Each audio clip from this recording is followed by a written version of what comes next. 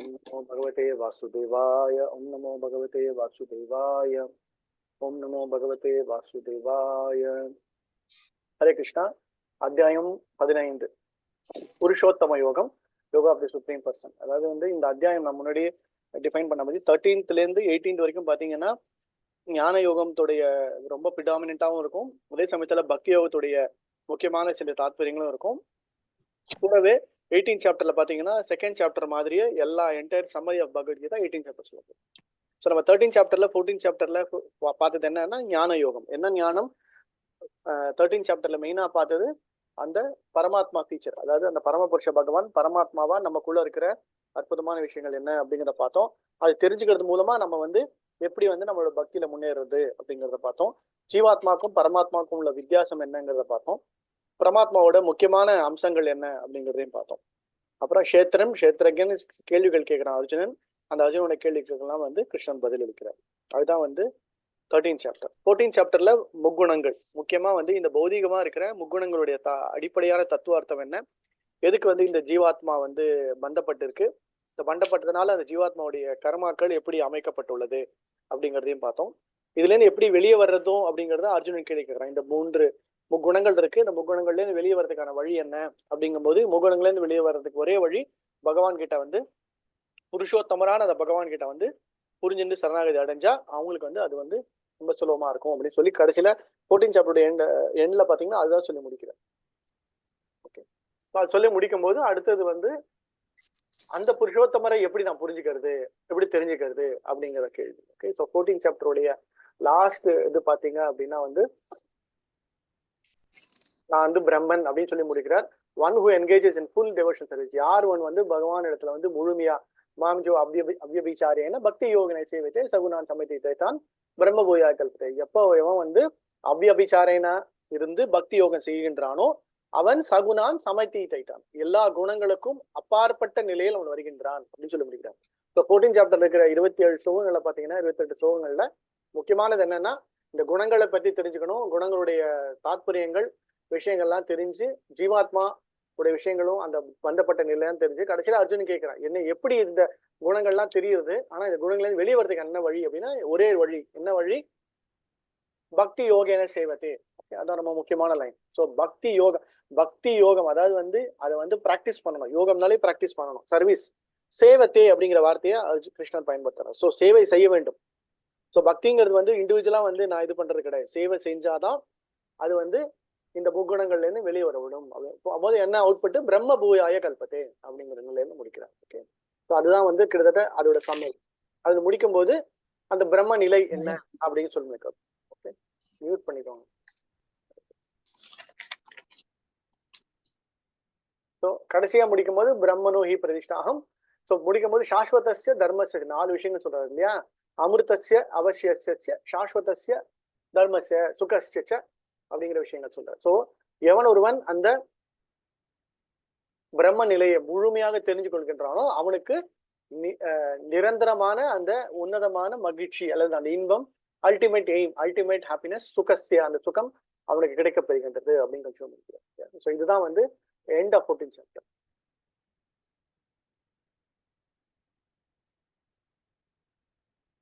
So 15th எப்படி அந்த பரம புருஷ பகவான் அந்த புருஷோத்தமமான நிலை. ஸோ நார்மலா நம்ம ஜீவாத்மா அப்படிங்கிறது தெரியும், பிரம்மன் அப்படிங்கிறது தெரியும், கூடவே பரமாத்மா அப்படிங்கிறது தெரியும். ஸோ இந்த 3 முக்கியமான விஷயங்கள் 13, 14ல டிஸ்கஸ் பண்றாரு இல்லையா? டிஸ்கஸ் பண்ண அப்புறமா இந்த பிரம்மன் பரமாத்மாவை தவிர புருஷோத்தமரான இந்த 14th, 14th and 13th பார்த்தோட தனியா பரம புருஷ பகவான் ஸ்வயம் பகவான் அப்படிங்கிறவர் கோலகத்தில் இருக்காரு. அது உத்தமமான அதி உத்தமமான புருஷோத்தம, அதாவது உத்தம, அதாவது நார்மலா இருக்கிற ஜீவாத்மாக்கள்லாம் விட ரொம்ப உயர்ந்த நிலையில இருக்கிற அந்த பரம புருஷ பகவான், அந்த சுப்ரீம் பர்சனாலிட்டி ஆஃப் காட்ஹெட் அப்படிங்கறத எங்க டெஃபினேஷனா கிளியரா நமக்கு சொல்லப்படுகின்றதுன்னா இந்த 15th சாப்டர். ஓகே, ஸோ அதி உத்தமமானது புருஷோத்தமர் அப்படிங்கிற பாயிண்ட் என்ன அப்படின்னா இந்த 15th chapter. So 15th chapter is all about establishing the individual identity of the Parama Purusha பகவான். ஓகே, ஸோ அவர் தான் பகவான் ரியலைசேஷன் நம்ம சொல்லுவோம். இதுக்கு முன்னாடி நீங்க வந்து செல்ஃப் ரியலைசேஷன், அப்புறம் வந்து பிரம்மன் ரியலைசேஷன், அதுக்கப்புறமா வந்து பரமாத்மா ரியலைசேஷன் இதெல்லாம் பார்த்துட்டு வந்தோம். 15th சாப்டர்ல அதோடைய கன்க்ளூசிவ் பார்ட் என்னது? பக்தி யோகம் பண்ணணும் அப்படின்னா அது யாருக்கு பண்ணணும் அப்படின்னா புருஷோத்தமருக்கு பண்றதுனால தான் அது வந்து சாத்வம் ஆகும். மற்ற எது பண்ணாலும் அது வந்து அந்த பிரம்ம நிலையோட நின்றுடும் அப்படிங்கிற பாயிண்ட். ஓகே, ஸோ இந்த சாப்டரும் வந்து ஃபுல் அண்ட் ஃபுல் 100% என்னது? பக்தி யோகம். இப்போ எப்படி 9th சாப்டர்ல பக்தி யோகம் பண்ணணும், பக்தி யோகம் செய்தாதான் நல்லது, அவருக்கு ஏதாவது செய்யணும் அப்படின்னு சொல்லுது. 12th சாப்டர்ல பக்தி யோகம் பண்றது வந்து மெயினான விஷயம் என்ன? 12th சாப்டர்ல பரமபுருஷ பகவான் வந்து உருவம் இல்லாத நிலையில இருக்கிறவருக்கு பண்ணது நல்லதா, இல்ல உருவத்தோட பண்றதா? உருவத்தோட பண்றதுதான் நல்லது அப்படிங்கிற கன்க்ளூட் பண்ணுவார். ஒரு நிலையிலேயே முன்னேறி கொண்டு போயிருப்பார். ஸோ அதுல வந்து உருவத்தோட பண்ணணும் அப்படின்னு சொல்லி நிறுத்துவார் இல்லையா? ஆனா அந்த உருவத்தோட இருக்கிற அந்த உத்தமமான பகவான் அவருடைய விஷயங்கள் என்ன அப்படிங்கிறத வந்து ரொம்ப ரொம்ப சுருக்கமா, பட் அதே சமயத்துல ரொம்ப என்ன சொல்றது, வெரி வெரி ஷார்ப்பா கிருஷ்ணர் வந்து இந்த 15 சாப்டர்ல 20 ஸ்லோகஸ் தான். இதுவும் வந்து ரொம்ப சின்ன அத்தியாயம் தான். இதுல வந்து ரொம்ப ஸ்பெசிபிக்கா வந்து அந்த பரமபுருஷ பகவானை பத்தி தெரிஞ்சுக்கிறது. ஸோ இது is directly realisation or getting the understanding of the Bhagavan. Okay, so 12th சாப்டர்ல கன்க்ளூஷன் என்ன? அந்த பரமபுருஷ பகவானை தான் வழிபடணும் அப்படிங்கிறது 12th chapter conclusion. 15th சாப்டரோட conclusion என்ன அப்படின்னா அவர் யார் அப்படிங்கிறத தெரிஞ்சுக்கணும் அப்படிங்கிறது தான் அதோடைய. ஓகே, ஸோ இந்த ஸ்லோகம் நம்மளுடைய சொன்ன மாதிரி உங்களுக்கு நார்மலா இருக்கிற ஸ்லோகா மெமரைசேஷனை விட 12th chapter and 15th chapter ஸ்லோகாஸ்லாம் வந்து நீங்க வந்து அப்படியே பைஹார்ட்டா வந்து வாசிக்கணும். ஓகே, மனப்பாடம் பண்ணணும், இல்லை குயிக்கா வந்து வாசிக்கணும்.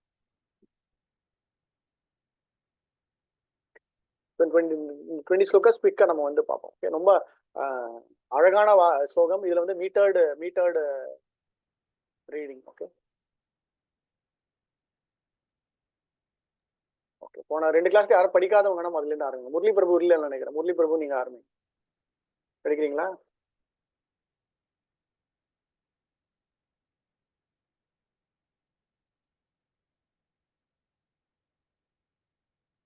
இல்ல, முரளி பிரபு வந்தது. சரி, லாஸ்ட்ல இருந்து ஆரம்பிங்க. சரி, ஓகே, இந்த லாஸ்ட்ல இருந்து போகும். யோகேஸ்வரி மாதா நீங்க ஆரம்பிங்க. அப்புறம் கிருஷ்ண பிரபு புருஷோத்தம யோகம். ஸ்ரீ பகவானுவாச்ச ஊர்வமூலம் மதசாகம் அஸ்வத்தம் பிராகுரவ்யயம் சந்தாம்சி யஸ்ய பர்ணானி யஸ்தம் வேத ச வேதவித். புருஷோத்தமரான முழுமுதற் கடவுள் கூறினார், மேல் நோக்கிய வேர்களையும் கீழ் நோக்கிய கிளைகளையும் வேத பதங்களை இலைகளாகவும் கொண்ட ஒரு அரச மரம் உள்ளது என்று கூறப்படுகின்றது. இம்மரத்தை அறிந்தவன் வேதங்களை அறிந்தவன். பற்போட் படிக்கணுமா பிரபு? ஆமா, இந்த ஃபர்ஸ்ட் இந்த யூஸ்வலாவே வந்து ஃபர்ஸ்ட் ஸ்லோகத்தோட பர்பஸ்ல வந்து அந்த மெயின் இம்பார்ட்டன்ட் பாயிண்ட்ஸ் பிரபு சொல்லுங்க, படிங்க. ஆலமரமா அரச மரமா பிரபுஜி? இதுல ஹரே கிருஷ்ண பிரபுஜி. ஓகே, ஹரே கிருஷ்ண. பொருளுரை. பக்தி யோகத்தின் முக்கியத்துவத்தை விளக்கிய பின்னர் வேதங்களை பற்றி என்ன கூறுகிறீர் என்று ஒருவர் வினவலாம். வேத கல்வியின் நோக்கம் கிருஷ்ணரை புரிந்து கொள்வதே என்று இந்த அத்தியாயத்தில் விளக்கப்படுகின்றது. எனவே கிருஷ்ண உணர்வில் பக்தி தொண்டில் ஈடுபட்டுள்ளவன் ஏற்கனவே வேதங்களை அறிந்தவன். ஜட உலகின் பிணைப்புகள் ஓர் அரச மரத்திற்கு, ஆக்சுவலி இங்க வந்து அரச மரம் இந்த புக்ல கொடுத்திருக்கு. பழைய புக்ல வந்து ஆலமரம் தான் நினைக்கிறேன். அரச ஆலமரத்திற்கு இங்கே ஒப்பிடப்பட்டுள்ளன. பலநோக்கு செயல்களில் ஈடுபட்டிருப்பவனை பொறுத்தவரை ஆலமரத்திற்கு முடிவே இல்லை. அவன் ஒரு கிளையிலிருந்து மற்றொரு கிளைக்கும் அதிலிருந்து வேறொன்றுக்கும் என திரிந்து கொண்டுள்ளான். ஜட உலகம் என்னும் இந்த மரம் முடிவற்றது. இந்த மரத்திடம் பற்றுதல் கொண்டவனுக்கு முக்தி பெற வாய்ப்பில்லை. ஒருவனை உயர்த்துவதற்கான வேத மந்திரங்கள் இம்மரத்தின் இலைகள் என்று கூறப்படுகின்றன. இதன் வேர்கள் மேல் நோக்கி வளர்கின்றன. ஏனெனில் இவ்வுலகத்தின் மிக உயர்ந்த கிரகமான பிரம்மா வசிக்கும் இடத்திலிருந்து அவை தொடங்குகின்றன. மாயையின் இந்த அழிவற்ற மரத்தின் ஒருவன் புரிந்து கொண்டால் இதிலிருந்து அவன் வெளியேற முடியும்.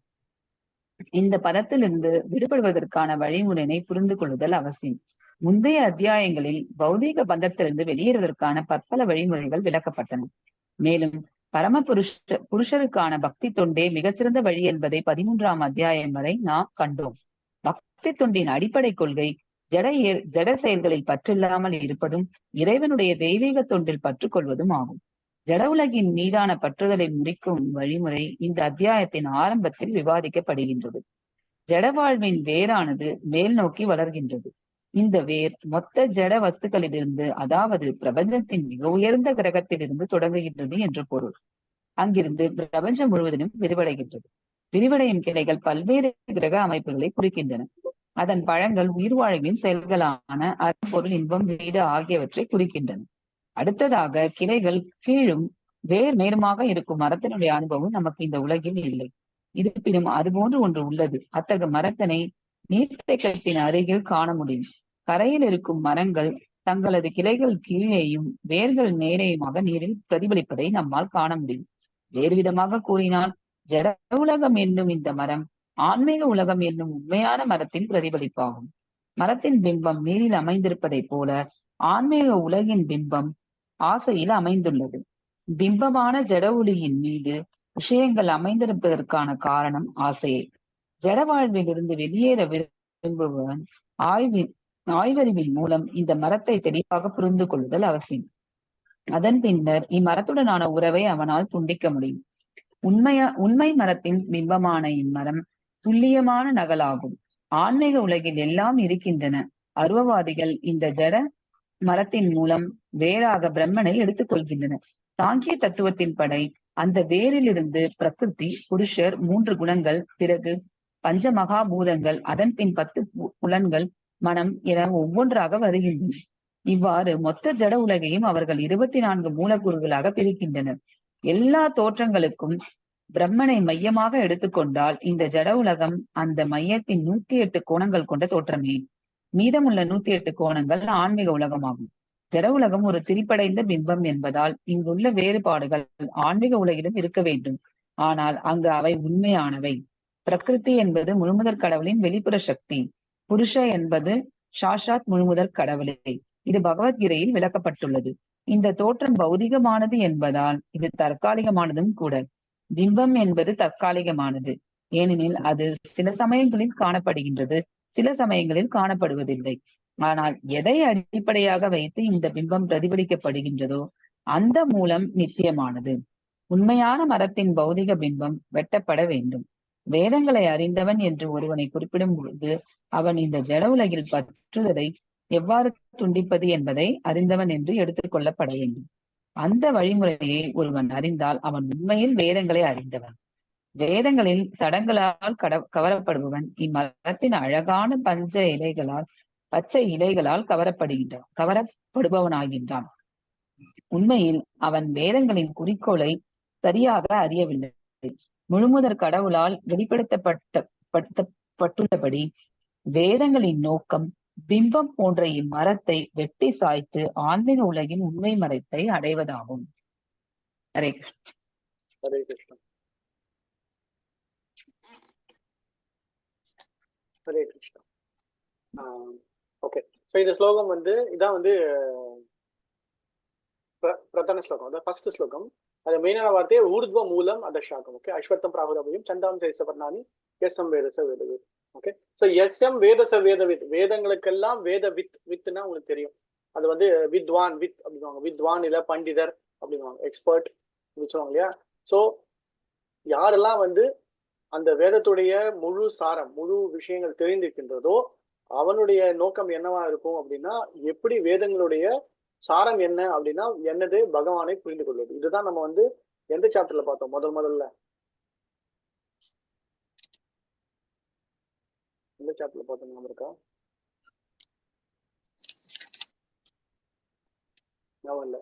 செகண்ட் சாப்டர்ல முக்கியமானதா ஒரு செக்ஷன்ல வேதங்களுடைய விஷயங்கள் சொல்லும் போது ஃப்ளவரி வேர்ட்ஸ் ஆஃப் வேதாஸ் அப்படின்னு வரும். ஸோ வேதத்துடைய இது என்ன அப்படின்னா, ஒருவன் கர்மா செய்ய வேண்டும், ஒருவன் தன்னுடைய நித்திய கர்மாக்கள் செய்ய வேண்டும். எப்படி பண்ணணும் அப்படின்னா சாஸ்திர விதி பிரகாரம் பார்த்தா வேதங்கள் அதுக்கான கைட்லைன்ஸ், அதுக்கான வழிமுறைகள் எல்லாம் கொடுக்கும். ஆனா அதே வேதங்களுடைய என்டையர் நோக்கம், அதோடைய அல்டிமேட் கோல் ஆஃப் வேதாஸ் என்ன அப்படின்னா அது பகவான் ரியலைசேஷன், அது பகவான். ஆனா அது வேதங்களை மேலோட்டமா நம்ம மேலோட்டமா வந்து பார்த்து அதோடைய குறிக்கோள் என்னன்னு பார்த்தோம்னா, ஓ இந்த சடங்கு செய்யணும், இந்த சம்பிரதாயம் செய்யணும், இந்த யஜ்யங்களை பண்ணணும் அப்படின்னு பண்ணும்போது அவன் அந்த ஜீவாத்மா அந்த லோகத்துல பௌதிக விஷயமா வாழறதுக்கான எல்லா வழிமுறைகளும் வேதங்கள், ரிக்வேதம்னாலும் சரி, யஜுர்வேதம்னாலும் சரி, சாமவேதம்னாலும் சரி, அதர்வண வேதம்னாலும் சரி, எந்த வேதங்கள் எடுத்தாலும் அதுதான் அதோடைய பர்பஸ். ஸோ அவன் எப்படி வாழணும், அவன் வந்து ஸ்வதர்மத்தை புரிஞ்சுட்டு அவன் தர்மார்த்தமா வாழணும் அப்படின்னா அந்த ரெகுலேட்டிவ் பிரின்சிபல்ஸ் எல்லாம் எங்கேன்னு சொல்லப்பட்டிருக்குன்னா வேதங்களை சொல்லப்பட்டிருக்கு. பட் அதே வேதங்களை வந்து இன்னும் கொஞ்சம் டீட்டெயிலா ஸ்டடி பண்ணி அதோட அல்டிமேட் கோல் என்ன, அதோட முக்கியமான நோக்கம் என்ன அப்படிங்கிறத பார்த்தோம்னா அது பகவான் எழுது. ஓகே, ஸோ அதை வந்து கிருஷ்ணர் வந்து இந்த சாப்டர்ல சொல்ல வர்றாரு. ஸோ ப்ரீவியஸ் சாப்டர்ஸ்ல என்ன சொல்ல வந்தாரு, நிறைய வழிமுறைகள் சொன்னார். எப்படியாவது பௌதிக பந்தத்துல வெளியே வரணும், கர்மாவை பர்ஃபெக்டா செஞ்சு வெளியே வா, இல்லைன்னா தியான யோகம் செஞ்சு பர்ஃபெக்டா வரையவா, இல்ல ஞானத்தை வளர்த்து கொண்டு வெளியே வா, இல்லைன்னா பௌதிகமா இருக்கிற இந்த முக்குணங்களை பத்தி தெரிஞ்சுட்டு வா, இல்லைன்னா இந்த பரமாத்மாவை முழுமையா தெரிஞ்சுட்டு வெளியே வா. இந்த மாதிரி அங்கங்க ஒரு அத்தியாயம் முடியும் போதும் அவர் சொல்ற விஷயம் என்ன, எப்படியாவது வந்து இந்த பௌதிக பந்தத்திலையும் வெளியே வரதான் நம்மளுடைய மெயினான கோல் அப்படிங்கிற பாயிண்ட் சொல்லி வர்றாரு இல்லையா. ஸோ எப்படியாவது வந்து புலன்கள் 2வது சாப்டர்ல இருந்தீங்கன்னா புலன்களை கட்டுப்படுத்து, மனதை ஒளிநிலைப்படுத்து அப்படிலாம் சொல்லுவாரு. அதுக்காக என்ன பண்றாரு, 3rd சாப்டர்ல கர்ம யோகத்தை எம்பசைஸ் பண்றாரு. 4th சாப்டர்ல அதுக்கான ஞானத்தை வளர்த்துக்கணும், நாலேஜை வளர்த்துக்கோ அப்படின்னு சொல்லுவார். அப்பதான் பௌதிக பந்தத்திலிருந்து கட் பண்ணி வெளியே வர முடியும் அப்படின்னு. ஸோ தியான யோகம் பண்ணு அப்படின்னு.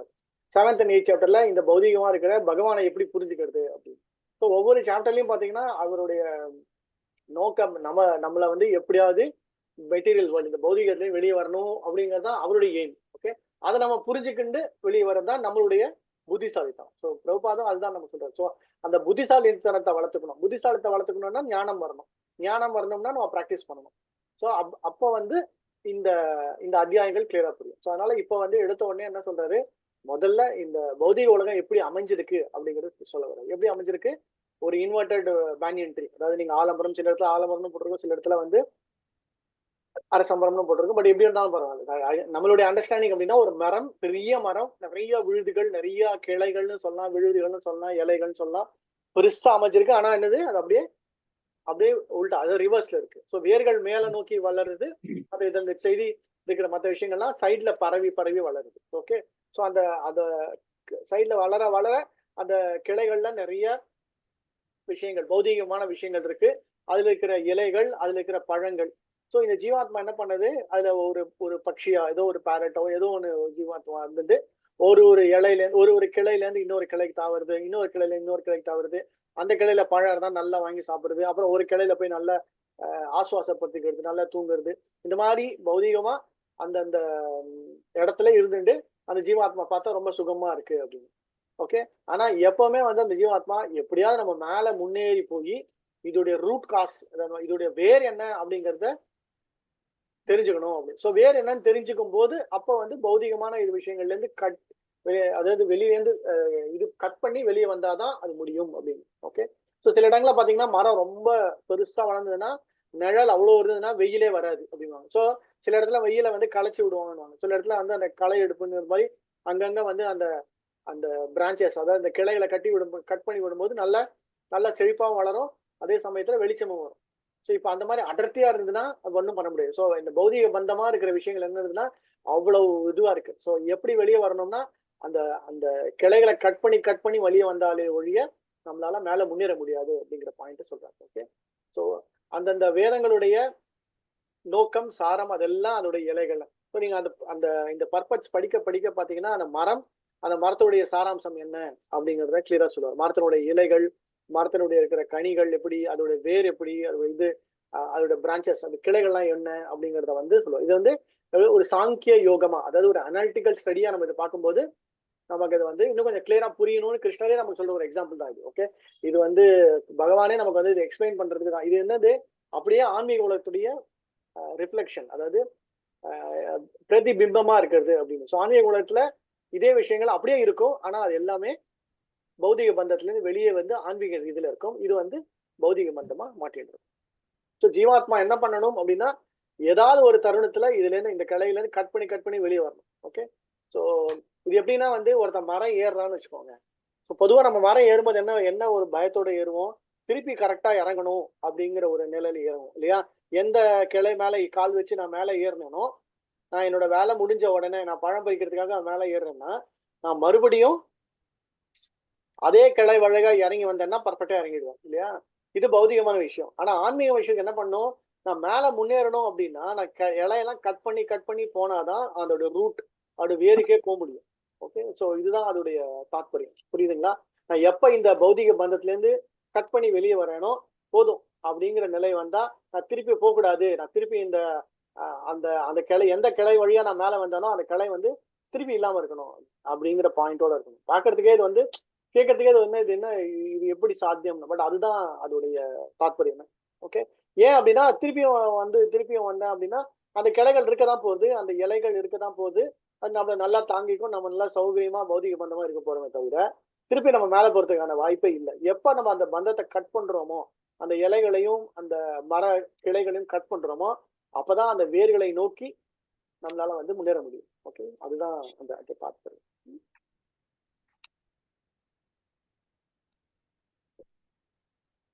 இப்ப பர்பஸ் வேதங்களுடைய சாரம் என்ன? அந்த பரம புருஷ பகவானை புரிந்து கொள்வது அப்படிங்கிறது. ஓகே, எல்லா ஸ்லோகமுமே வந்து இம்பார்ட்டன்ட் ஸ்லோகம் தான். நம்ம குயிக்கா பார்த்துட்டு அந்த ஸ்லோகம். अदशोत्वं प्रस्तुता तस्य सागा गुणप्रवृत्ता विषयप्रवालाः अदश्च मूलानुयनुचन्तदानि कर्मानुबन्धिनी मनुष्यलोके இந்த ஸ்லோகத்தை வந்து மீட்டரா படிக்கும். யூஸ்வலா பகவத்கீதையில வந்து மூணு வேர்டா இருந்தா நார்மல் மீட்டர். இது வந்து 4 வேர்ட்ஸா இருந்தா இது வந்து ராகமா வரும். அது ஊர்வம் அப்படி படிக்கணும். ஓகே, பிரதா தஸ்ய சாகா குண பிரவೃತ್ತಾ விஷய பிரபாலா அந்த மூலானுயனுச்சந்ததானி கர்மானுபந்தனி மனுஷ்ய லோகே. இம்மரத்தின் கிளைகள் ஜட இயற்கையின் முக்குணங்களால் வளப்படுத்தப்பட்டு மேல்நோக்கியும் கீழ்நோக்கியும் விரிகின்றன. உபக்கிளைகள் புலனென்ப விஷயங்களாகும். இம்மரத்தில் உள்ள கீழ்நோக்கி செல்லும் வேர்கள் பலநோக்கு செயல்களால் பந்தப்படுத்தப்பட்டுள்ளன. பற்போட் படிக்கணுமா பிரபு? வேண்டாம். சோ இதோட இலைகள் வந்து மேல கீழே சைட்ல எங்கெங்கெல்லாம் வளர முடியுமோ எல்லாத்துலயும் வளருது. அது எதனால வந்து வளருது அப்படின்னா பௌதிக குணங்கள்னால. சோ சில இடங்கள்ல சத்துவ குணம் நிறைய இருக்கும், சில இடத்துல ரஜோ குணம் இருக்கும், சில இடத்துல தமோ குணமா இருக்கும். ஆனா குணங்களுடைய தாக்கம் இருக்க இருக்க இருக்க அது நல்லா வளர்ந்து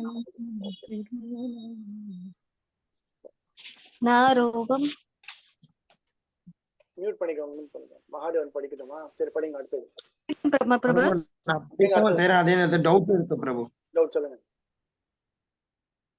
பிரபு, அதனால்தான் பக்தர்கள் தேவையில்லாத கிளைகள்லாம் பக்தியில வரும்போது அதை வந்து வெட்டி வீழ்த்தணும்னு சொல்றது கரெக்டா பிரபு? அது பக்திகளுக்கு பக்தி தடையா இருக்கும்னு சொல்றாங்கல்ல, கரெக்டா பிரபு? அப்படி புரிஞ்சுக்கலாமா? பக்தி ரசாமிர்த சந்து படிக்கும்போது அனுகூல்யஸ்ய பிரயோஜனம் பிரதிகூல்யஸ்ய நிவர்ஜனம். சோ இதெல்லாம் அனுகூல்யமா இருக்கோ அதெல்லாம் வச்சுக்கணும், இதெல்லாம் பிரதிகூல்யமா இருக்கோ அதெல்லாம் வந்து கட் பண்ணிட்டு வெளியே. சில இடத்துக்கு போறோம், சில இடத்துல பேசுறோம், சில பேரோட பழகுறோம், அவங்களோட பழகிறதுனால நமக்கு வந்து பௌதிகமா தான் மாட்டிக்க போறோம் அப்படின்னா அதுல இருந்து வெளியே வந்துடும். அதுதான் அதோடைய புத்திசாலித்தம். ஓகே பிரபு.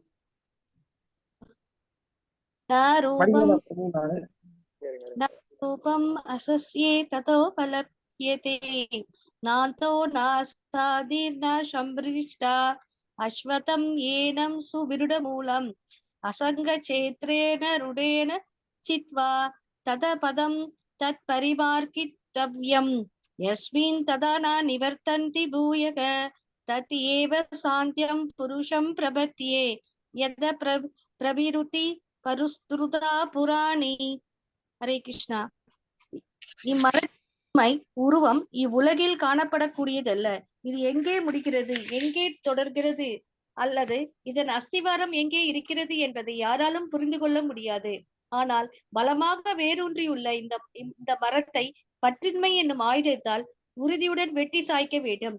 அதன் பின்னர் எங்கே செல்வதால் மீண்டும் திரும்பி வருவதில்லையோ அந்த இடத்தை நாடி அங்கே யாரிடமிருந்து எல்லாம் தொடங்குகிறதோ, யாரிடமிருந்து எல்லாம் விரிவடைகின்றதோ அந்த பரமபுருஷ பகவானிடம் சரணடைய வேண்டும். ஹரே கிருஷ்ணா பிரபு.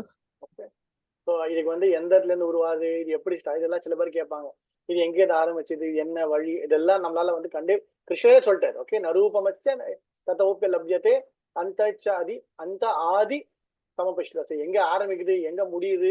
அஸ்வத்தம். ஓகே, இதான் பேனியன் ட்ரீ. அஸ்வத்தம்ங்கிறதா டெஃபினேஷன். ஓகே, அஸ்வத்தம்னா வந்து அந்த மரம். ஓகே, ஸோ இதுக்கு அரச மரம் சொன்னாங்கன்னு தெரியல. இப்போ ஜென்ரலா அஸ்வத்தம்னா வந்து சொல்லுறான். ஸோ சுவீரூட மூலம். ஓகே, அது என்னன்னு தெரியல. ஆனா என்ன ஒன்னா ஒரே இருப்பான் சொல்றேன். என்னது இதுக்கு ஒரே வழி என்ன? அசங்க சாஸ்திரியன. இப்ப வந்து ஒரு மரத்தை வெட்டணும்னா நமக்கு என்ன கையில வந்து கோடாலி தேவை. அந்த கோடாலி என்ன கோடாலி அப்படின்னா, பொதுவா நமக்கு வந்து சஸ்திரம், நம்மளுடைய அஸ்திரம் இல்லைன்னா நம்மளுடைய ஆயுதம் என்னவா இருக்கணும் அப்படின்னா அசங்க சஸ்திரேன அப்படிங்கிற. பொதுவா சங்க சஸ்திரி, சங்கம்னா என்னது? சங்கோ பங்காஸ்திரம். ஸோ சைத்திர மகாபிரபு சொல்ற அஸ்திரம் என்னன்னா சங்கோ பங்காஸ்திரம். என்ன சங்க அஸ்திரம்? பகவானுடைய ஹரிநாமத்தை சொல்ற அஸ்திரம் அது. ஓகே, அது சங்கோபாசனம். இந்த இடத்துல என்ன சொல்றார்? அசங்க சஸ்திரேன. சோ பௌதிக பந்தமா இருக்கிற சங்கத்தை வந்து சங்கம் என்ற அஸ்திரத்தை பயன்படுத்தி வெளியே வரணும் அப்படிங்கிற. சோ இதுல இருந்து வெளியே வர்றதுக்கு ஒரே வழி. சோ என்ன ஒரே வழின்னா அசங்க சஸ்திரேன பண்ணி யஸ்மின் கதா ந நிவர்த்தந்தி ஏவக ஆத்தியம் புருஷம் பிரவೃತ್ತಿ. சோ என்ன பண்ணோம்? பரமபுருஷ பகவான் கிட்ட போய் நம்ம வந்து சரணாகதி அடைஞ்சு பண்ணோம் அப்படின்னா கண்டிப்பா திருப்பி வரமாட்டோம். ஏன்னா அந்த இடத்துல வந்து நிரந்தரமான எந்த விதமான டைம், அதாவது வந்து போதிமா காலத்துக்கும் அப்பாற்பட்ட நிலை இருக்கும்போது அது பர்மனண்டான சொல்யூஷன் அப்படிங்க. ஸோ இதெல்லாம் வந்து அந்த மரத்தோடைய நிலை. ஆனா அது மரத்தோட நிலை, அதோட ப்ராப்பர்ட்டி சொல்லும் போது எப்படி நமக்கு சொல்ல வர்றாரு, எப்படி நம்ம இதுல இருந்து வெளியே வர சொல்யூஷன் அப்படிங்கிறப்ப வந்து ஓகே. அசங்க வார்த்தை அப்படிங்கிறது ரொம்ப ரொம்ப முக்கியமானது. சங்க வார்த்தை நமக்கு எல்லாருக்குமே தெரியும். ஓகே,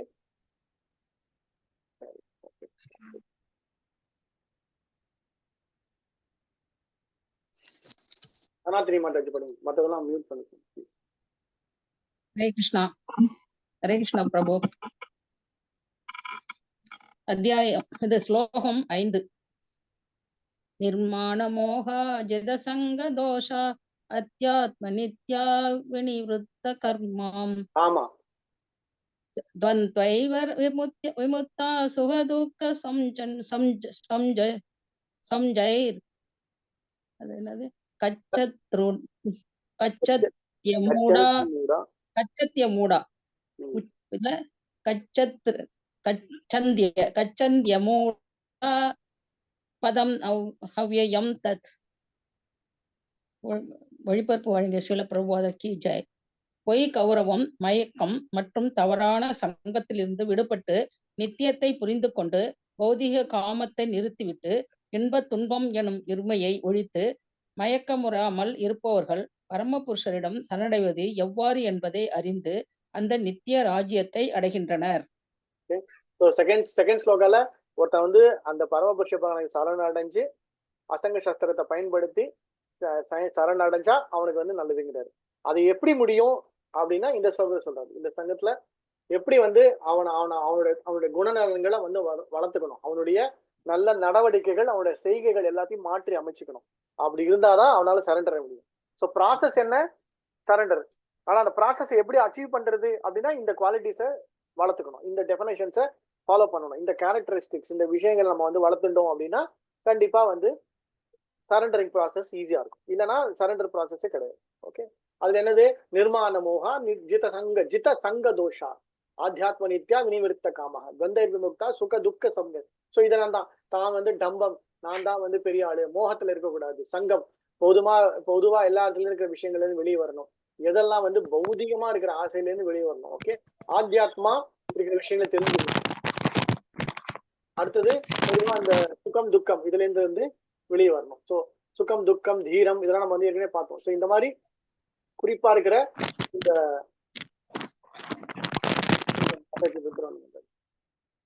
குறிப்பா இருக்கிற இந்த பௌதிகமா இருக்கிற பந்தத்துல இருந்து வெளியே வரணும் அப்படின்னா நல்ல குணநலன்களை வளர்த்துக்கணும்.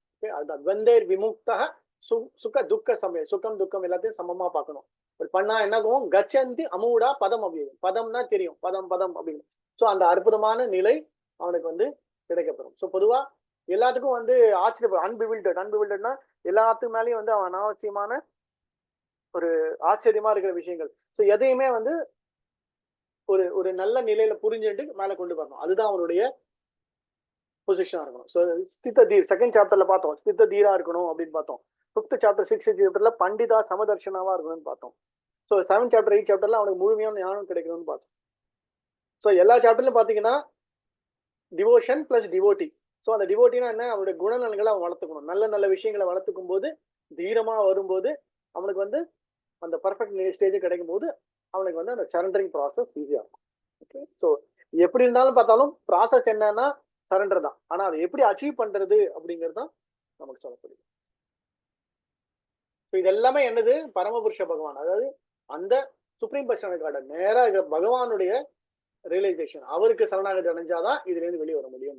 இதுக்கு முன்னாடி சாப்டர்லாம் வந்து சும்மா மேலோட்டமா நமக்கு சொல்ற பாயிண்ட்ஸ் தான். ஆனா 5th சாப்டர் எதுக்கு ரொம்ப அற்புதமா 15th சாப்டர் எதுக்கு இந்த புருஷோத்தமர யோகமா சொல்லணும் அப்படின்னா, final one and only hope என்ன அப்படின்னா, அது வந்து பகவானுடைய சரணாகதி அடையும். இதை தவிர வேற வழி இல்லை அப்படிங்கிறப்ப.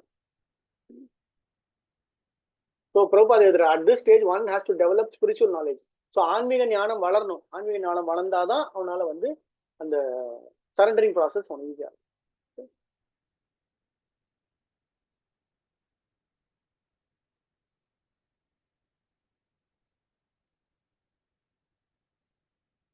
அடுத்து நான் படிக்கணுங்களா? சரி, படிங்க.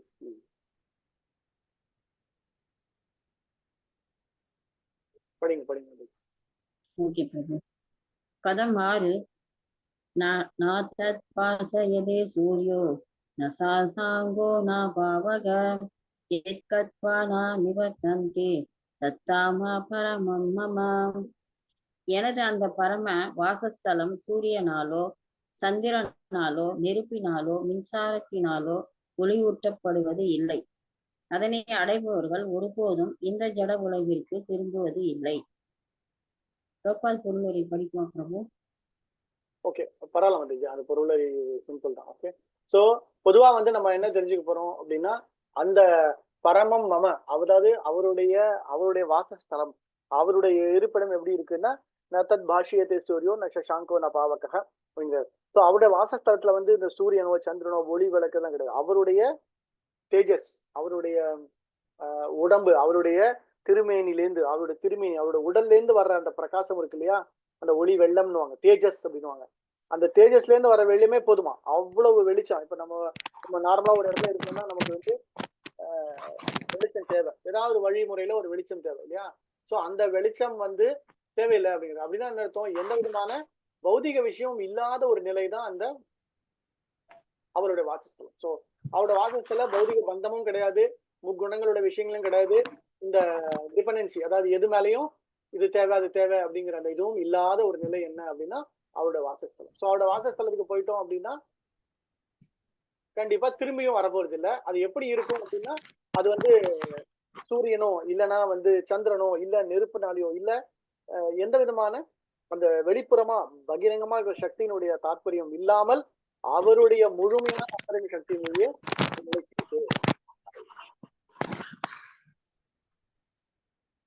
மியூட் பண்ணிக்கோங்க, தயவு செஞ்சு மற்றவங்க மியூட் பண்ணிக்கோங்க.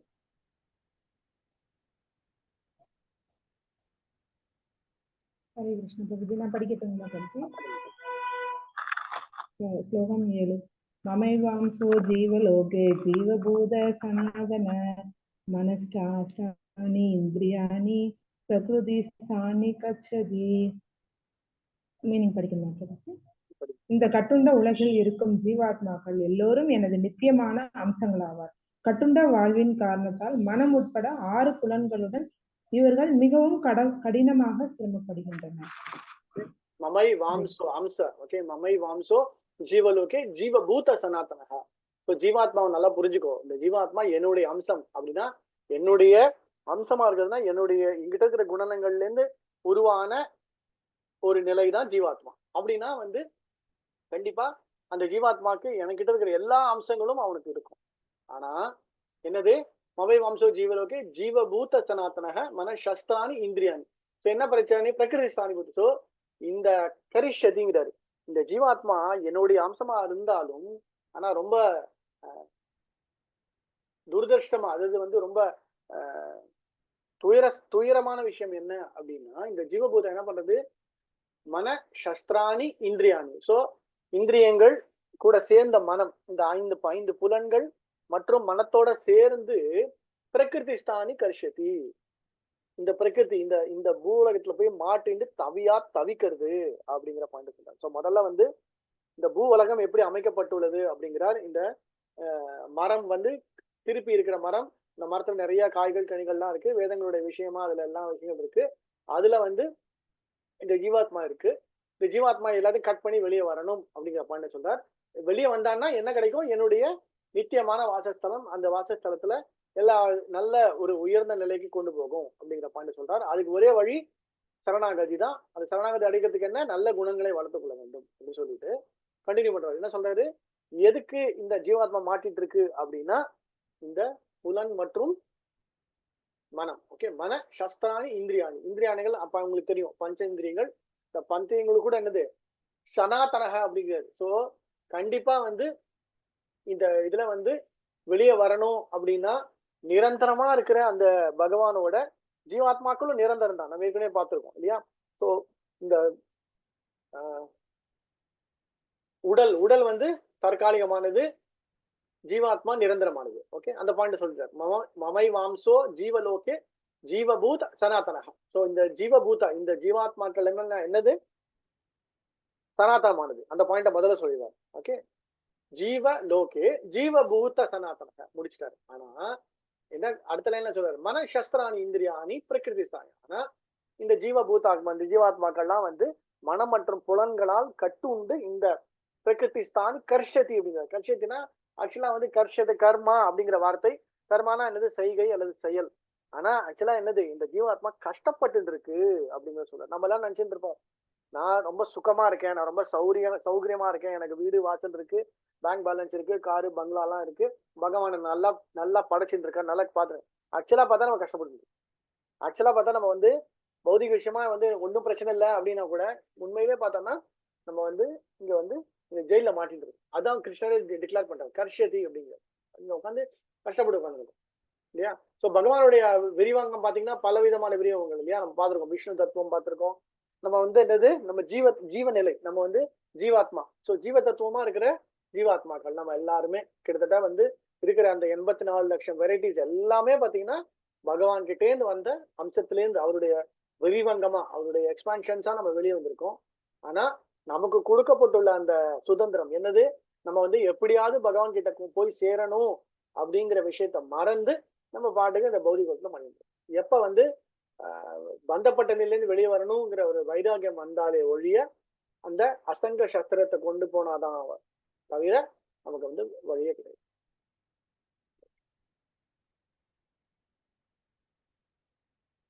புரோபாத் எழுதுறாரு, இந்த நீங்க பொதுவா வந்து இந்த ஜீவாத்மாக்கள்லாம் வெறும் மனுஷங்களும் கிடையாது, எல்லாருமே சின்ன சின்ன பூச்சிலேருந்து நாயிலேருந்து பூனையிலேருந்து எல்லா பெரிய பெரிய என்ன விதமான உடல் வாய்ந்தாலும் எல்லாமே ஜீவாத்மா.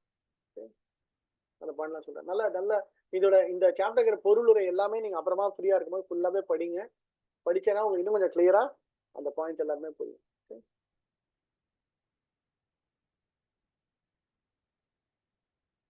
லாஸ்ட் லைன் முக்கியம். So qualitatively one with lot just as part and parcel of the soul. So தங்கம், தமிழ் எல்லாம் பாட்டு இருக்கு இல்லையா? தங்கம், தங்கத்துடைய அந்த குணங்கள்ல இருந்து கொஞ்சோண்டு தங்கத்தை நீ பிச்சு எடுத்தா கூட ஒரிஜினலா இருக்கிற தங்கத்துடைய என்னென்ன குணாதிசயங்கள் என்னென்ன இருக்கோ அந்த பியூரிட்டி, அந்த quality of the gold will remain same as it is. அந்த பாயிண்ட் தான் இங்க வந்து சொல்லப்பட்டது. படிக்கட்டுமா பிரபு? மகாதேவ் படிக்கிறீங்களா? சரி படிங்க. शरीरं यत्याव इप्रोति यशप् युक्ता इत्राम तीस्तु वर इकृषा इत्वेदानि समायति वायुगन्तायान् इव स्तु यत्. நான் படிக்கிறேன், நீங்க திருப்பி படிங்க. ஷரீரம், நான் படிக்கிறேன், திருப்பி படிங்க. ஷரீரம் शरीरं यद्वाप्नोति यत्यावाप्नोति. நீங்க பார்க்காதீங்க, நான் சொல்றத மட்டும் காதுல வச்சு கேட்டு சொல்லுங்க. ஷரீரம் यद्वाप्नोति शरीरं यत्यावाप्नोति यच्चापि यच्चापि उक्रमातीश्वरः उक्रमादीश्वरः गृहीत्वानि विगृहीत्वानि सम्याति नम्याति वायुर् गन्धान् इवाशयत् இவாஷயாத். காற்று நறுமணத்தை தாங்கி செல்வது போல ஜடவுலகில் இருக்கும் உயிர்வாழி ஒரு உடலிலிருந்து மற்றொரு உடலுக்கு வாழ்வின் பல்வேறு உணவுகளை சுமந்து செல்கின்றான். எவர் ஒரு வகையான உடலை பெற்ற பின் மீண்டும் ஒவ்வொரு உடலை ஏற்பதற்காக இனத்தை கைவிடுகின்றான். ஓகே, இதுதான் நம்ம செகண்ட் சாப்டர்ல பார்த்ததுதான் ஆக்சுவலா 15th சாப்டர்ல வர்றதுதான் செகண்ட் சாப்டர்ல சம்மரியா சொல்லப்பட்டது. ஓகே, ஸோ ஜீவாத்மா தன்னுடைய கர்மா வினை கூடவே அவனுடைய ஆசை அதுக்கு தகுந்தாற் போல அவன் வந்து ஒரு உடல்ல இருந்து இன்னொரு உடல் போறான். ஸோ ஒரு உடல் இன்னொரு எப்படி போறதுக்கு வாயூர் கந்தாம் இவார் பவசி அப்படிங்கிற ஒரு அனாலஜி, ஒரு ஒப்புமை சொல்றாரு. வாயூர் கந்தம், கந்தம்னா என்ன அர்த்தம்? அந்த வாசனை, திரவிய வாசனைகள்னு. ஸோ அந்த வாசனை நம்மளால வந்து கண்ணால பார்க்க முடியாது. ஆனா அந்த காற்று, வாயு, அந்த காற்றுல வந்து அந்த வாசனை பரவும். ஸோ நமக்கு வந்து அந்த புலன் இருந்துன்னா அது நமக்கு புரியும், இல்லைன்னா அது நமக்கு தெரியாது, கண்ணுக்கு படாத ஒரு விஷயம் இல்லையா? ஸோ அதான் சொல்ல வாயூர் கந்தாம் யோசி. ஸோ எந்த விதமான இதுவும் இல்லாம ரொம்ப சுலபமாக அந்த ஜீவாத்மா அந்த அந்த நிலை முடிந்த அப்புறமா அடுத்த ஒரு உடலுக்கு அது அமைக்கப்படுகிறது. அவ்வளவுதான். ஸோ பிரபுபாத் எழுதுறாரு, அந்த ஜீவாத்மா அதுக்கு அடுத்த உடலுக்கு என்னது? அக்கார்டிங் டு கர்மா, அவன் செய்கின்ற அந்த கர்ம வினை, அந்த கர்ம வினைக்கு தந்தாற் போல அவனுக்கு வந்து அடுத்த உடல் கிடைக்கப்படுது. ஸோ கர்மா பேலன்ஸ் வந்து 0வா இருந்ததுன்னா, அதாவது அகர்மா வந்து முழுமையா இருந்து கர்மாவும் இல்லை விகர்மாவும் இல்லாம புண்ணிய பலன்களும் இல்லாம பாவ வேஷங்களும் இல்லாம இருந்ததுன்னா அவனுக்கு வந்து திருப்பி மேல போறதுக்கான வாய்ப்பு அது. ஓகே, ஸோ கர்மா ஜாஸ்தியா இருந்ததுன்னா திருப்பி நல்ல உடல்ல பிறப்போம். அகர்மா இருந்ததுன்னா பிறப்பு இல்லை. விகர்மா ஜாஸ்தியா இருந்தா கீழ் நோக்கி போயிடுவான். அவ்வளவு கர்ஷேதி தான். இதுவும் வந்து கஷ்டம்தான். இதுவும் வந்து ஏதோ வெளியே பாக்குறதுக்கு என்னமோ ரொம்ப இந்த சரீரம் எத் அவாப்னோதி எச்சாபி உக்ரமா. ஸோ ஈஸ்வரக. ஸோ அந்த ஜீவாத்மா என்ன பண்றது? ரொம்ப இதுவா வந்து ஒரு உடல்ல இருந்து இன்னொரு உடலுக்கு போய்விடுகிறது. ஸோ ஈஸ்வரா அப்படிங்கிற வார்த்தை நம்ம ஏற்கனவே பார்த்திருக்கோம். ஈஸ்வரம்னா பொதுவா நம்ம வந்து பகவானை சொல்றது. ஆனா அந்த உடலை பொறுத்த வரைக்கும் யார் அது அதோட ஈஸ்வரன் அப்படின்னா அந்த ஜீவாத்மா தான். ஓகே, அது மைன்யூட், அதாவது அந்த உடலுடைய கண்ட்ரோலிங் பர்சன் யாருன்னா அந்த ஜீவாத்மா. அதுக்கப்புறமா அந்த ஜீவாத்மா அந்த காலம் முடிஞ்ச உடனே அடுத்த பிறவிக்கு ரெடியாகி போயிடும். பிரபுபாத் வந்து பிரபுபாத் அதுக்கு அழகா சொல்றாரு. அவன் இதே வந்து அந்த ஜீவாத்மா கிருஷ்ண உணர்வுல இருந்துன்னா கண்டிப்பா பௌதீக பந்தத்துல இருந்து வெளியே வந்து பகவானோடு தொடர்பு, பகவானுடைய சங்கம், பக்தருடைய சங்கம், கிருஷ்ண லோகத்துக்கு அவன் கண்டிப்பாக போய் சேருவான் அப்படிங்கிற லைன் கிளியரா சொல்றாரு. ஓகே, புரியுதா? அதனால பிரபுபாத் வந்து அதுக்கான ஒரு அஷூரன்ஸ் நமக்கு தர்றாரு. நீங்கெல்லாம் வந்து நல்ல கிருஷ்ண பக்தி பண்ணுங்க, உங்களை எல்லாரையும் கண்டிப்பா கிருஷ்ணர் கூட்டிட்டு போவார் அப்படிங்கிற அந்த அஷூரன்ஸை பர்பட்லேயே கொடுக்குறாரு. ஓகே, ஸோ அதனால்தான் நம்ம வந்து ஆச்சாரியுடைய அந்த அதோட வாக்கு வந்து சத்தியமானது, பரம சத்தியம் அப்படின்வாங்க. அதுதான் பிரபுபாத் எழுதுனா அது வந்து நிச்சயமா நமக்கு நடக்கும். அதனாலதான் இந்த இடத்துல கிளியரா சொல்றாரு, அந்த ஒருவன் கிருஷ்ண உணர்வில் கிருஷ்ண பக்தி இருக்கும் அப்படின்னா அவன் உடனடியாக அந்த குணநலன்களை வளர்த்து கொண்டு மனதை ஒருநிலைப்படுத்தினான் அப்படின்னா கண்டிப்பாக அவனுக்கு வந்து வாய்ப்பு உண்டு அப்படின்னு.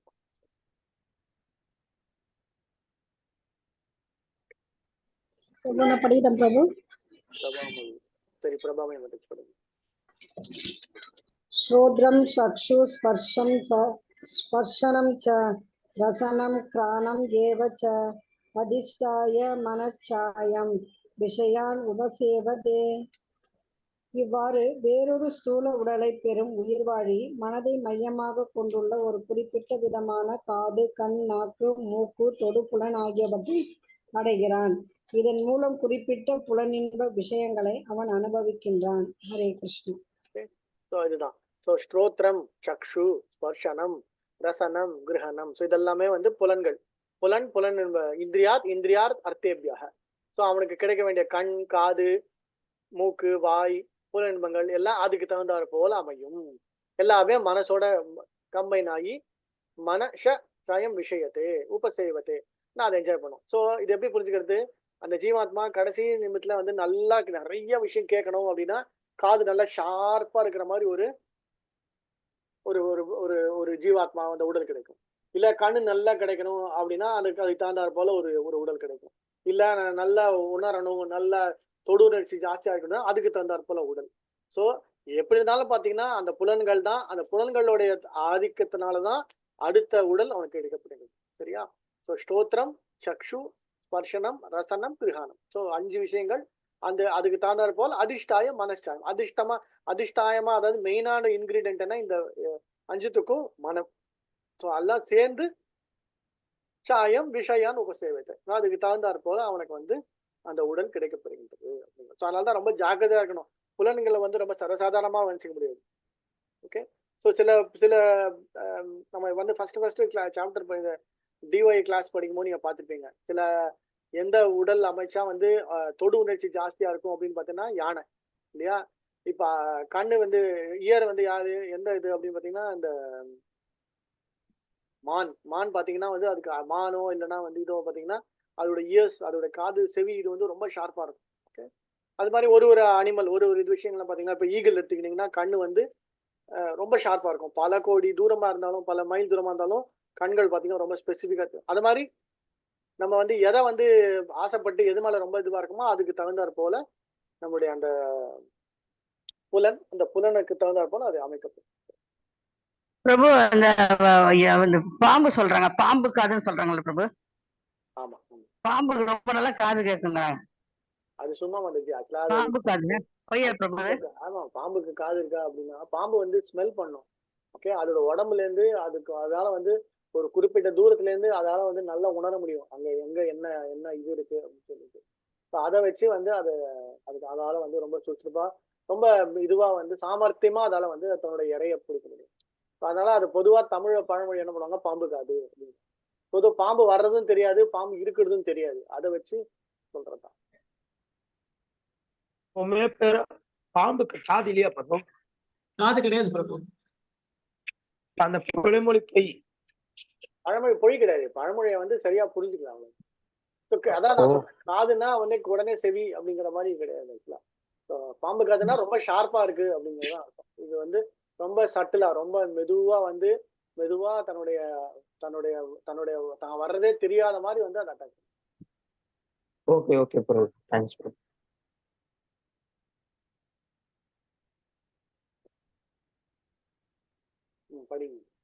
படிக்கட்டுமா பிரபு? அடுத்தது படிக்கட்டுமா பிரபு? சரி சரி, பத்மினி மந்தாஜ் படிங்க. அடுத்தது ஸ்லோகம் 11. பிரபு 10.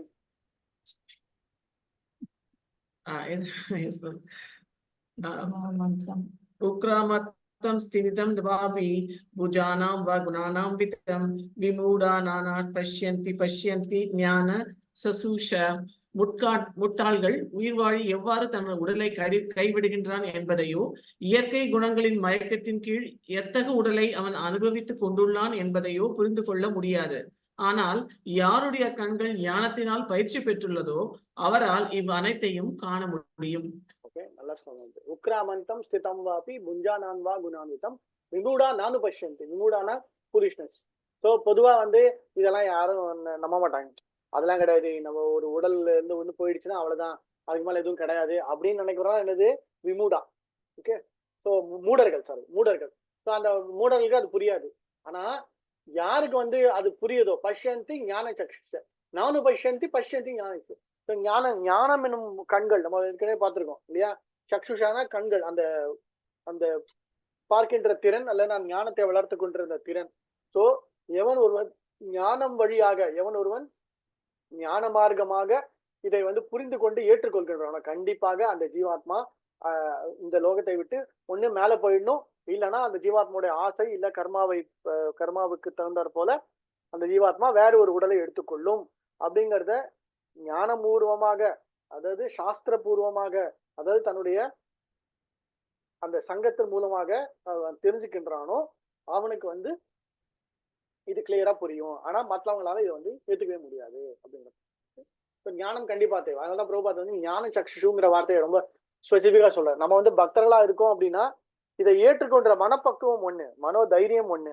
ஆனா அத வந்து ஞான ரீதியா பார்க்கும்போது, ஞான ரீதினா சாஸ்திர பிரமாணமா பாக்குறது, பக்தரோட சங்கத்து மூலமா பாக்குறது, பகவான் சொல்ற விஷயங்கள் மூலமா பார்க்கும்போது அது ஞான நிலையில வரும். ஓகே, சாஸ்திரங்கள் அடிப்படையில பார்க்கும்போது கண்டிப்பாக அந்த ஜீவாத்மா தன்னுடைய கர்ம வினைக்கு தகுந்தாறப்போல அடுத்த உடல் எடுத்துக்கும். இல்ல அந்த ஜீவாத்மா வந்து முழுமையா எல்லாம் முடிஞ்சது அப்படின்னா கண்டிப்பா கர்ம வினைகள் எல்லாத்தையும் தொடர் தெரிந்து நேரா வந்து பகவானோட லோகத்துக்கு போயிடும். ஸோ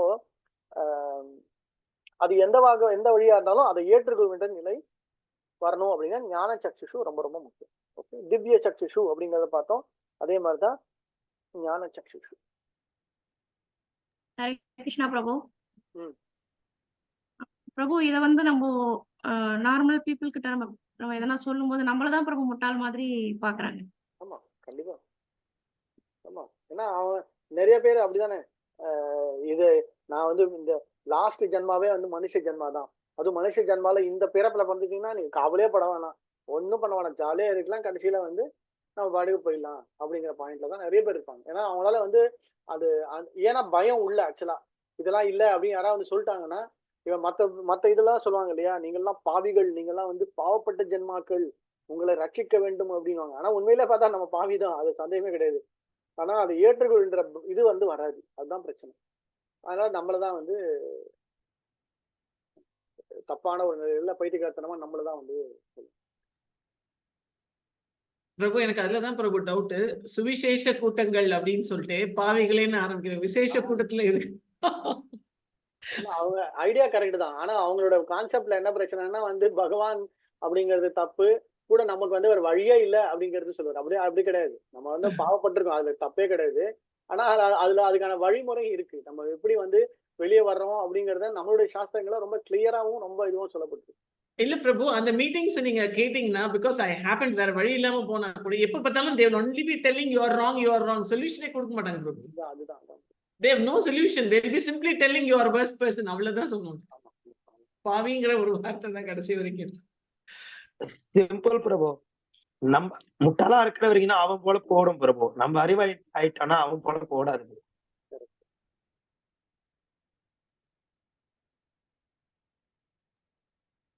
அதனாலதான் பிரபுதர் those who are highly developed in Krishna consciousness try their best to give knowledge to others.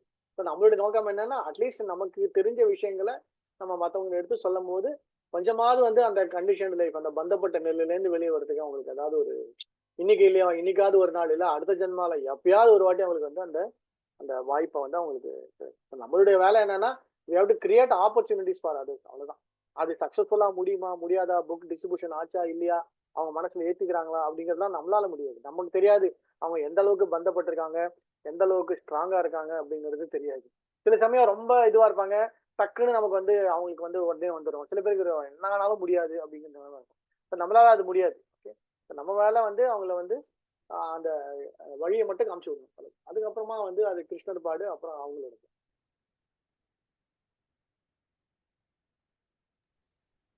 Hare Krishna Prabhuji.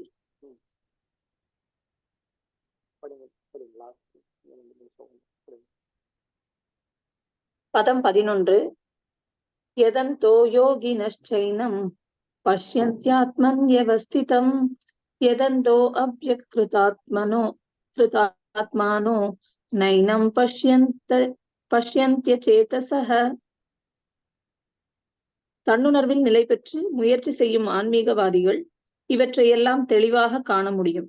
ஆனால் வளர்ச்சி பெறாத மனமுடையவர்களும் தன்னுணர்வில் நிலை பெறாதவர்களும் முயற்சி செய்தாலும் கூட என்ன நடக்கிறது என்பதை காண இயலாது. ஹரே கிருஷ்ணா. யாரெல்லாம் நம்ம எல்லாருமே கிட்டத்தட்ட பாத்தீங்கன்னா எண்டவரிங் டிரான்ஸ்லேஷன் எண்டர்னா நம்மளால முயற்சி பண்ணிட்டு இருக்கோம், அவ்வளவுதான். ஸோ இந்த பர்ஃபெக்ஷன்ங்கிற வார்த்தை கிடையவே கிடையாது நம்மள. அவன் 100% அப்படி கிடையவே கிடையாது. எல்லாருமே வந்து யதந்தோ யோகினச்சைனம் பஷ்யந்த் ஆத்மனவசிதம். ஸோ யோகினா, ஸோ எல்லாருமே வந்து யோகி ஆறதுக்கு பண்ணிட்டு இருக்கோம். நம்ம வந்து ஆல்ரெடி மகா யோகியோ இல்ல வந்து பெரிய யோகியோ எல்லாம் கிடையாது.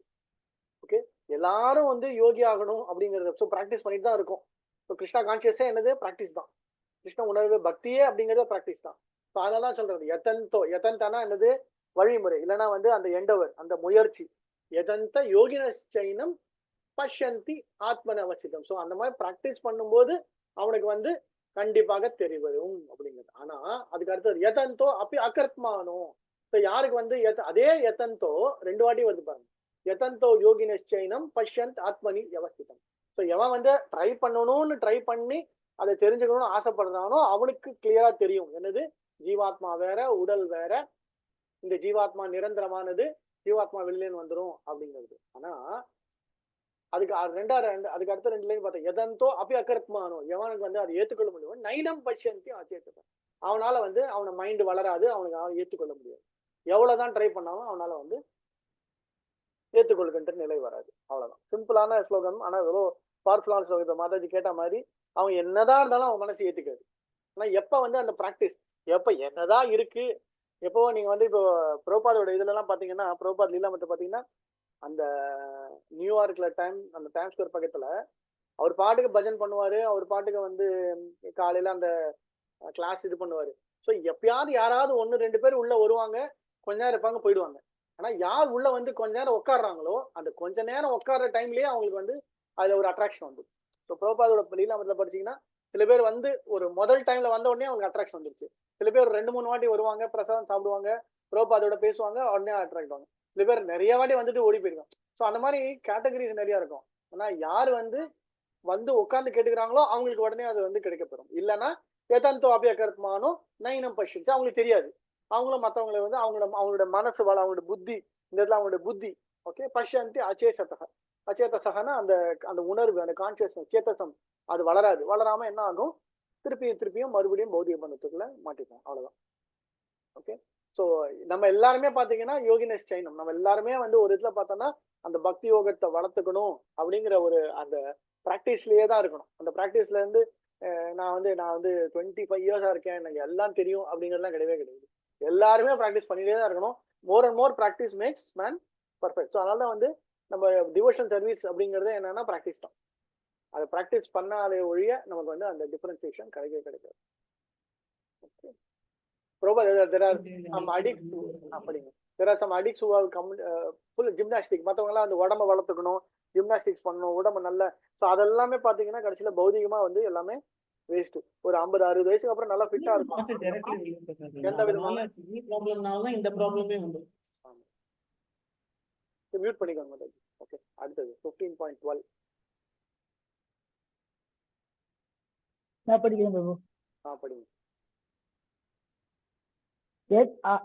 यत् आदित्य कदम तेजो जगत् पासयते अखिलम यत् चंद्रंसि यत् ताप्नौ तत् तेजो वित्ति मामகம். உலகம் முழுவதிலும் இருளை விளக்குகின்ற சூரியனின் பிரகாசம் என்னிடமிருந்தே வருகின்றது.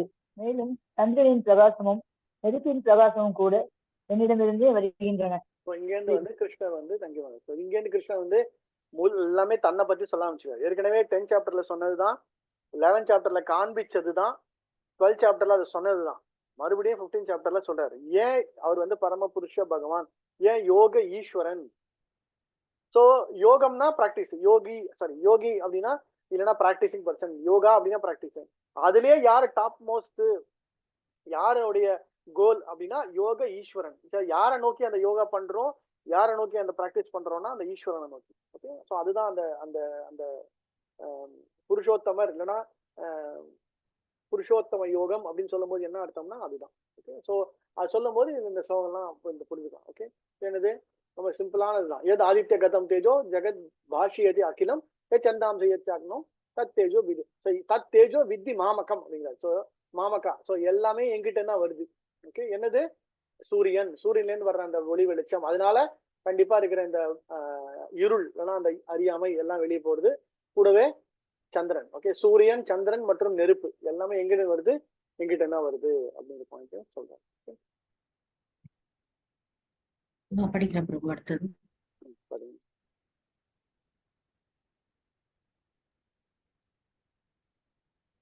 காம் ஆவிஷ்ய பூதானி தாரயாம் யகம் ஓஜசா புஷ்ணாமி சௌஷதி சர்வாக சோமோ பூத்வா ரசாத்மக.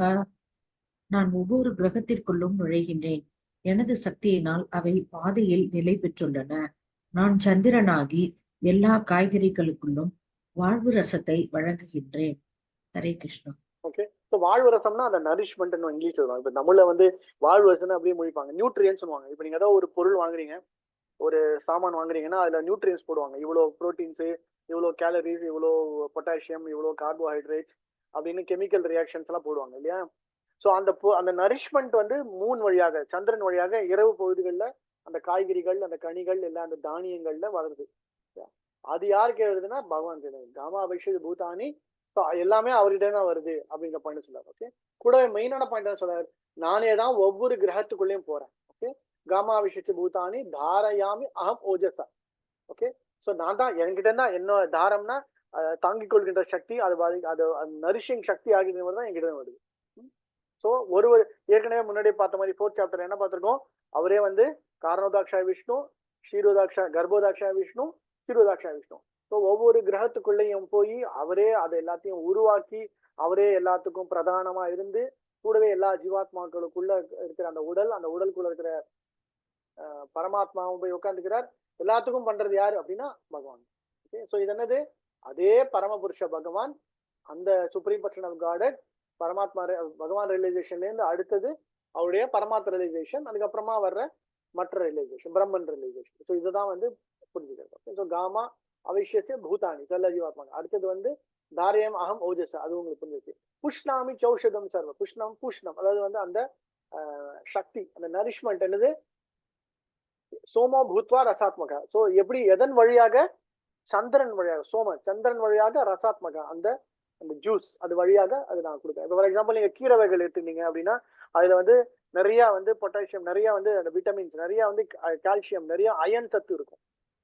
அந்த சத்து அந்த ஜூஸ் எப்படி வருது அப்படின்னா பகவான் வழியாக. ஸோ அதனாலதான் வந்து நம்ம என்ன ஒரு பொருள் எடுத்திருந்தாலும் அதை பகவானை பார்க்கணும் அப்படிங்கிறது தான் நம்மளுடைய நோக்கமா இருக்கணும். எந்த ஒரு பொருள் எடுத்தாலும் அவருடைய சக்தியினுடைய வெளிப்பாடாக நாம் அதை உணர வேண்டும். அதுதான் அவருடைய. ஸோ அதனால்தான் சொல்றேன், எந்த ஒரு பூமி, அதாவது இந்த பௌதிகமா இருக்கிற எந்த ஒரு கிரியேஷனும் வேஸ்ட் கிடையாது. நமக்கு அது புரியல, நமக்கு தெரியல தவிர அதுக்கு பின்னாடி ஏதாவது ஒரு பர்பஸ் இருக்கும், அது ஒரு காரணம் இருக்கு. சில இடங்கள்ல போவாங்க, நிறைய கருவேலி மரங்களா வளர்ந்துருக்கும், சில இடத்துல ஒரே முள்ளு செடரா இருக்கும், பூச்சி இதுதான் இருக்கும். இதெல்லாம் எதுக்கு வருது இங்க, இதெல்லாம் தேவையே இல்லை, இயற்கைக்கு தேவையே இல்லையே, இயற்கைக்கு புறம்பா இருக்கேன் நம்ம தான் அப்படி நினைச்சிருப்போம். ஆனா அது எல்லாத்துக்கும் பின்னாடி ஏதாவது ஒரு காரணம் உண்டு.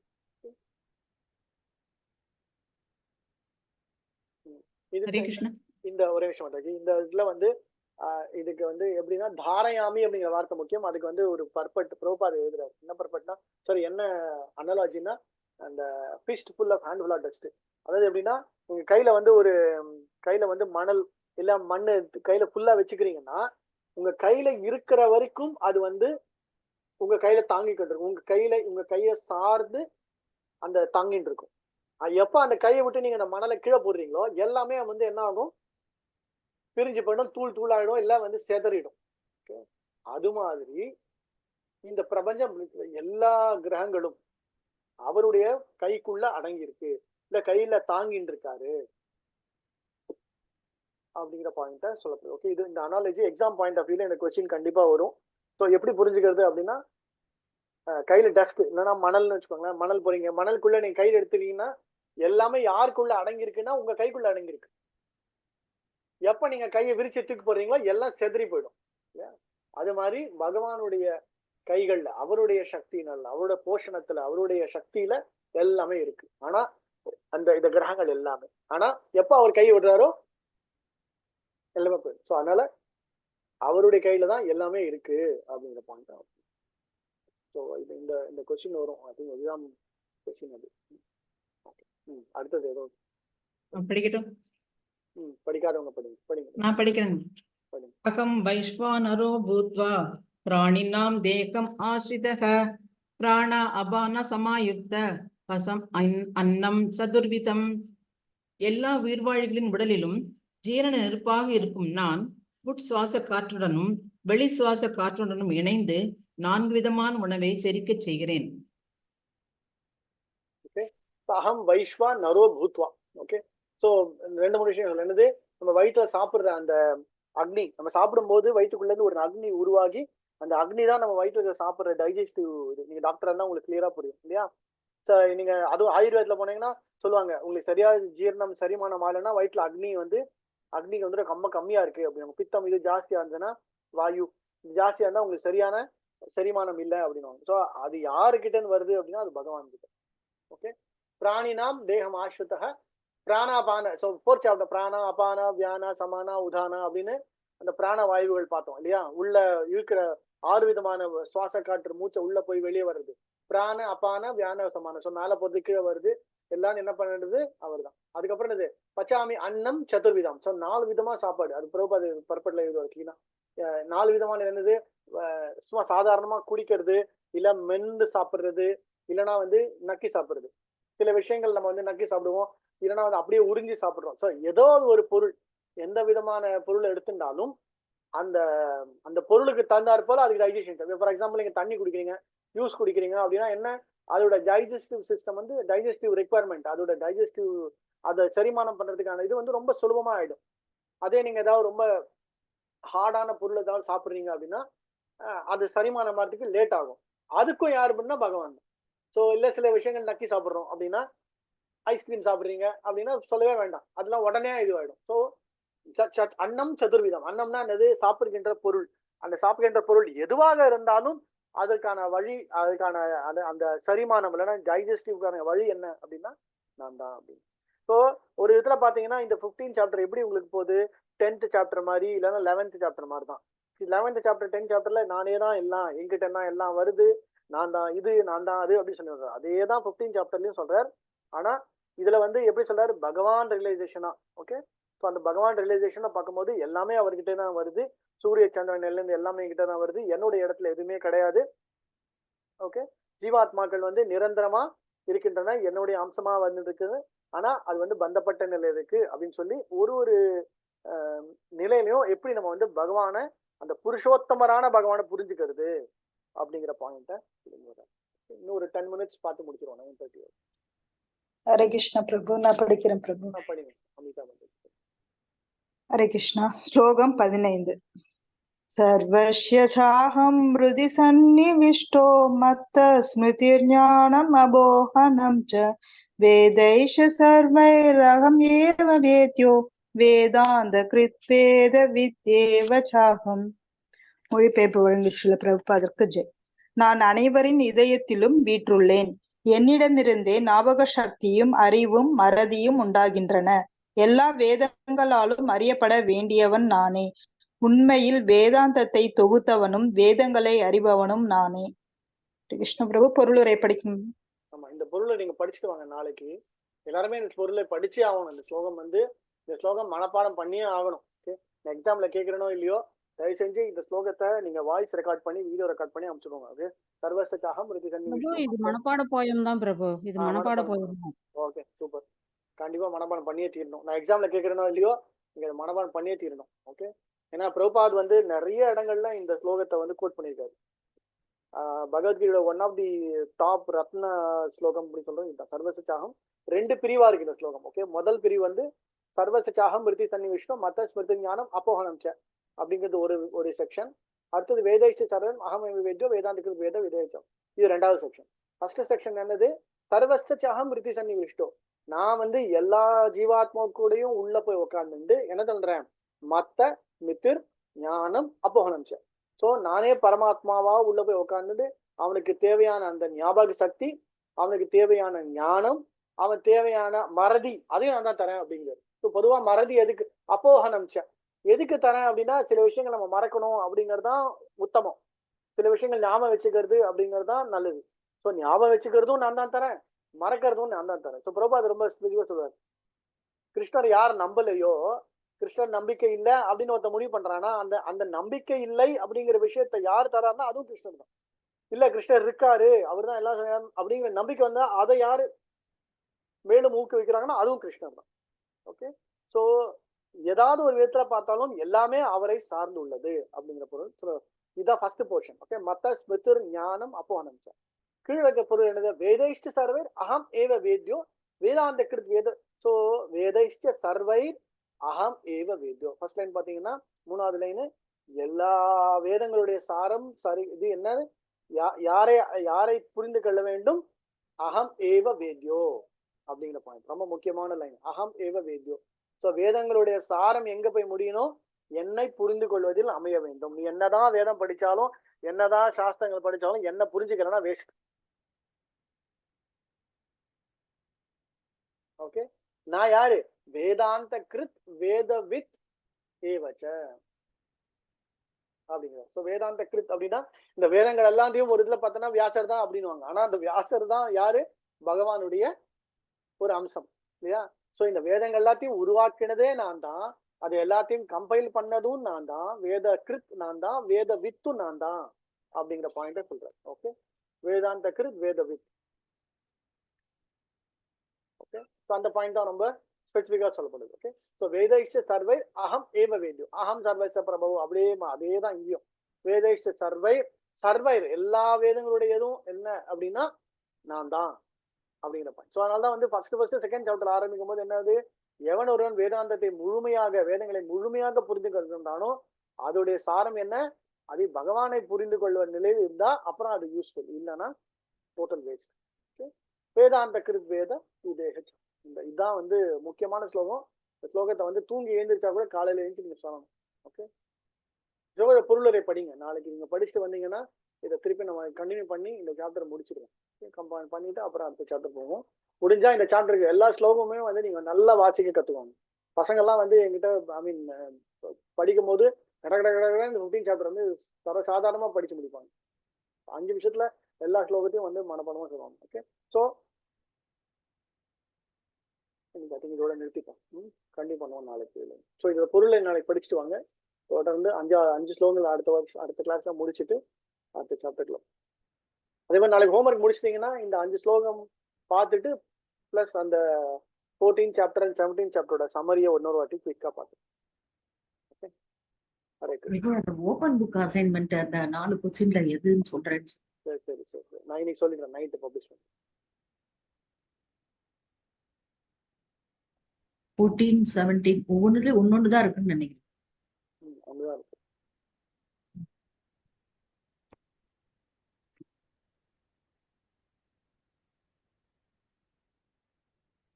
Purpose of Vedas, understanding the Vedas, goal of Vedas. Okay, so வேதங்களுடைய நோக்கம், வேதத்தோட புரிஞ்சுக்கிற தன்மை, அப்புறம் அதோட கோல். ஓகே, கோல் ஃபைனல் அல்டிமேட் கோல் டெஸ்டினேஷன் என்ன அப்படின்னா அதுவும் வந்து பகவான். ஓகே, சில பிரபாத் கி ஜாய், அனந்தகுடி வைஷ்ணவ் கி ஜாய், வஞ்சா கல்பத்தருபேட்ச